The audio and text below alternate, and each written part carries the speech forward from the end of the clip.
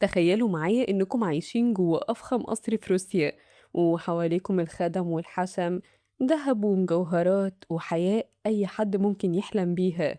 لكن فجأة كل ده يختفي، وتتحولوا من عيلة بتحكم إمبراطورية كاملة لعيلة محبوسة ومحكوم عليها بالإعدام. ودي كانت قصة أنستازيا، البنت اللي العالم كله فضل سنين مقتنع إنها نجت من واحدة من أبشع المذابح في التاريخ. أنستازيا رومانوف اتولدت سنة 1901، وكانت أصغر بنات قيصر روسيا الأخير نيكولاس الثاني. يعني ببساطة دي كانت أميرة حقيقية من أقوى عيلة في روسيا وقتها. كان عندها 3 إخوات بنات وولد، أولجا وتيتيانا وماريا، وأخوهم الصغير أليكسي. العيلة كلها كانت عايشة داخل قصور فخمة جدا، حياة مليانة فساتين فخمة بقى وحفلات وخدم في كل مكان. بس الغريب إن أنستازيا نفسها ما كانتش هادية كده أو متكبرة زي أغلب الأميرات. بالعكس، كل اللي عرفوها قالوا إنها كانت مشاغبة جدا وبتحب المقالب، وكان ضحكتها صوتها عالي جدا، وحتى المدرسين بتوعها كانوا بيشتكوا منها طول الوقت. وكانت قريبة جدا من إخواتها خصوصا ماريا. لكن رغم الحياة الملكية دي كلها، كان في حاجة مرعبة بتحصل بره سور القصر. روسيا وقتها كانت داخلة في كوارث من كل ناحية. الحرب العالمية الأولى كانت شغالة، والجنود الروس كانوا بيموتوا بالآلاف، والناس جعانة والاقتصاد بيقع، والشعب بدأ يكره الحكم الملكي جدا. الناس كانت شايفة إن القيصر وعيلته عايشين في رفاهية، والشعب نفسه مش لاقي ياكل. وكل ده انفجر سنة 1917 في الثورة الروسية. الثوار خرجوا ضد الحكم الملكي، والقيصر اضطر إنه يتنازل عن العرش.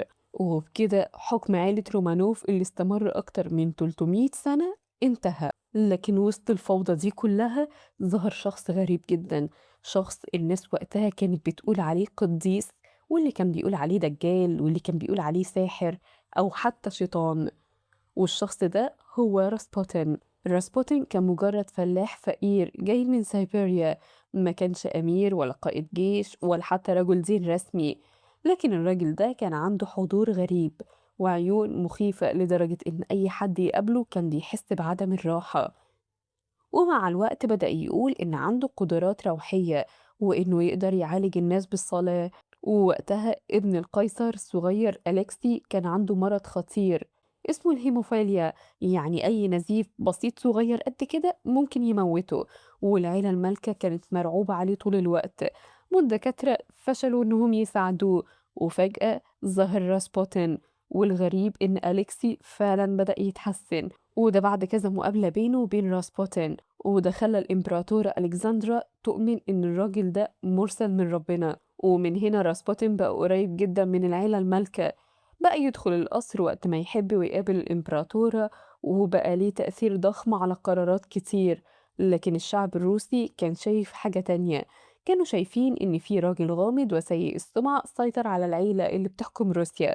ومع الوقت الكراهية تجاه العيلة المالكة زادت أكتر وأكتر. وفي سنة 1916 مجموعة من النبلاء الروس قرروا إن راسبوتين لازم يموت، ودعوه لقصر الأمير فليكسي يوسبوف. وهناك بدأت واحدة من أغرب قصص الاغتيال في التاريخ. الروايات بتقول إنهم حطوله سم في الأكل لكنه ما ماتش، فراحوا ضاربينه بالنار وبرضه عاش. ولما حاول يهرب ضربوه تاني ورموا جثته في النهر متجمد. ومن وقتها بقى اسم راسبوتين مرتبط بالرعب والغموض. نرجع بقى لعيلة رومانوف. بعد الثورة أنستازيا وعيلتها بقوا تحت الإقامة الجبرية، يعني كانوا لسه عايشين داخل بيوت كبيرة، بس ممنوع إنهم يهربوا أو يتواصلوا مع أي حد. وفي البداية كانوا فاكرين إن الوضع مؤقت، وإن ممكن دول تانية تتدخل وتساعدهم إنهم يهربوا. لكن الوضع كان بيزداد سوء يوم عن يوم، والثوار كانوا خايفين إن أي حد من العيلة المالكة يفضل عايش، لأنه ممكن يرجع يحكم روسيا تاني. وعشان كده قرروا ينقلوا العيلة المالكة كلهم لبيت اسمه بيت إيباتيف في مدينة يكاترينبرغ. البيت ده كان اسمه وسط الناس بيت الغرض الخاص.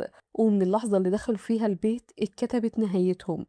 في ليلة 17 يوليو سنة 1918 العيلة كلها كانت نايمة، وفجأة صحوهم في نص الليل وقالوا لهم بسرعة يلبسوا هدومهم علشان هيتم نقلهم لمكان آمن تاني، وده بسبب الحرب والفوضى. والعيلة صدقت الكلام، فنزلوا بيهم كلهم للبدروم. القيصر نيكولاس وزوجته ألكسندرا وأنستازيا وإخواتها وأخوهم الصغير أليكسي وحتى الخدم اللي كانوا معاهم. الأوضة كانت صغيرة جدا وضلمة والكل متوتر. ألكسندرا طلبت كرسي علشان أليكسي كان مريض ومش قادر يقف، لكنهم ما لحقوش يجيبوا لهم الكرسي لأن دخل مجموعة رجال مسلحين. قائد المجموعة بدأ يقرأ بصوت عالي قرار الإعدام. القيصر ما استوعبش حتى اللي اتقال، لكن قبل حتى ما يوصلوا الرد بدأوا إطلاق النار. المكان اتحول لفوضى كاملة والدخان ملا الأوضة والصرخات بقت في كل مكان. القيصر مات بسرعة تقريبا، لكن البنات والزوجة حصل معاهم شيء غريب. الرصاص ما كانش بيخترقهم بسهولة، ده كان بيرتد مرة تانية، وده لأن البنات كانوا مخبيين مجوهرات وألماس جوه هدومهم علشان لو هربوا يقدروا يعيشوا بيهم. فالمجوهرات دي اشتغلت زي درع كده وخلت الرصاص يرتد، وما كانش قدام الجنود حل تاني غير إنهم يجيبوا أسلحة وسكاكين وطعنوا بيهم الأميرات من مسافة قريبة. وفي خلال وقت قصير عيلة رومانوف كلها انتهت. ليه بقى العالم كله صدق إن أنستازيا نجت؟ لأن بعد المذبحة دي الثوار حاولوا يخفوا الجثث، وده خلى شائعات ضخمة تبدأ تنتشر. لما لقوا إن عدد الجثث أقل وبدأت الناس تقول ممكن واحدة من البنات هربت، وبالذات أنستازيا لأنها كانت أصغر البنات، والناس كانت عايزة تصدق إن لسه في أمل إن حد فيهم عايش. واللي زود الشك كمان إن بعد سنين ظهرت ست اسمها أنا أندرسون وقالت إنها أنستازيا الحقيقية. والغريب إن في ناس كتير صدقت، وفضل الجدل مستمر لعشرات السنين. كتب بقى تتكتب وأفلام تتعمل ومسرحيات ونظريات، ومن هنا اتعمل فيلم الكرتون الشهير أنستازيا اللي حول القصة لحكاية رومانسية فيها سحر ونهاية سعيدة. لكن الحقيقة ظهرت أخيرا بعد سنين طويلة، وتحديدا في التسعينيات. العلماء لقوا بقايا عظام لعيلة رومانوف، وباستخدام تحليل DNA اتأكدوا إن العيلة كلها ماتت فعلا، خصوصا بعد اكتشافات إضافية سنة 2007 لبقايا عظمية تانية، واللي قدروا يكونوا بيهم باقي عدد الجثث اللي كان ناقص. فبقى مفيش شك إن أنستازيا ما نجتش وماتت في المذبحة فعلا. يعني النهاية السعيدة اللي شفناها في الكرتون ما كانتش حقيقية. ويمكن اللي خلى العالم كله يتمسك بحكاية أنستازيا إن الناس كانت محتاجة تصدق إن في حد قدر يهرب من المذبحة المرعبة دي. ويمكن علشان كده أسطورة الأميرة الضائعة لسه عايشة لغاية دلوقتي. وبكده نبقى خلصنا الفيديو بتاعنا. لو عجبك الفيديو ما تنساش تعمل لايك وسبسكرايب واشتراك علشان يوصلك كل جديد.